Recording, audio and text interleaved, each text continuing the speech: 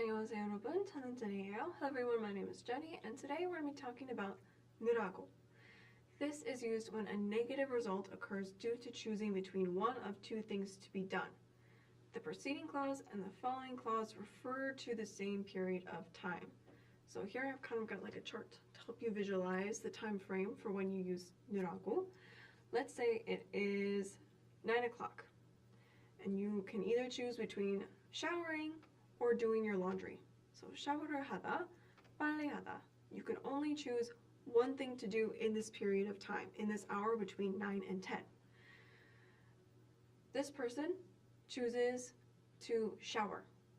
So 샤워를 하느라고 빨래를 못했어요. In order to shower, they did not do laundry. So they had to make a choice. They could only choose to do one thing, and then the negative result is that laundry doesn't get to be done because they were showering during that time.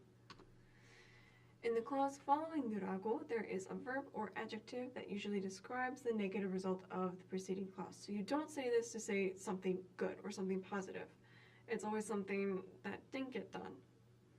Usually when verbs are used in the following clause, the ending is in negative form, like 지 못하다, 지 않다, or something like that. 느라고 is also frequently used when giving an excuse about something that the person had to do but could not do. So I was going to do my homework, but then I had to babysit my siblings. Or I was going to go shopping, but then I don't know, I had to answer the phone. Something like that. 어제 잠을 자느라고 숙제를 못했어요. I did not do my homework yesterday because I slept. I chose to sleep over doing my homework. 사장님을 만나느라고 저녁을 먹지 않았어요. I could only choose between meeting my boss and eating dinner. I chose meeting my boss. So because I met my boss, I wasn't able to eat dinner. 일을 하느라고 약국에 못 갔어요. In order to do work, I could not go to the pharmacy. You use 느라고 with verbs and 있다. The subject of the preceding clause and the following clause is the same. So if you're talking about yourself in the preceding clause, you will be talking about yourself in the following clause as well. And tense is expressed in the following clause, so at the end of your sentence. 이 학생 어려운 문제를 푸느라고 고생했어요. This student worked very hard to solve a difficult problem. 문제를 풀다 is to solve a problem. 우산 쓰느라고 사진을 못 찍었어.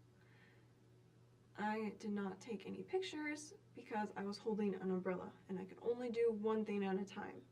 I chose to hold the umbrella. As a result, I was not able to take pictures. 집에서 쉬느라고 이태원에 가지 않았어요. I did not go to Itaewon, which is a neighborhood in Seoul, because I chose to sleep or rest at home instead. 집에 쉬느라고. In order to rest at home, I did not go to Itaewon. 음악을 듣느라고 할머니 말씀을 못 들었습니다. I did not hear what my grandmother said because I was listening to music. 해야 할 일이 있었는데 다른 사람을 돕느라고 하지 못했어요.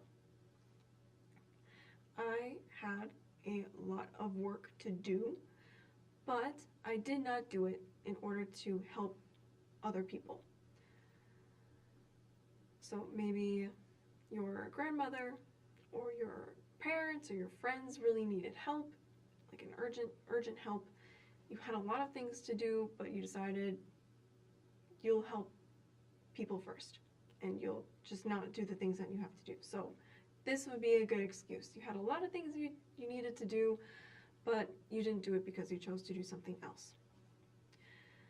학생이 노느라고 시험 준비를 하지 못했습니다. The students did not do their exam preparation because they were hanging out, they were playing. That is the end of this video. 잘했어요. 다음에 봐요.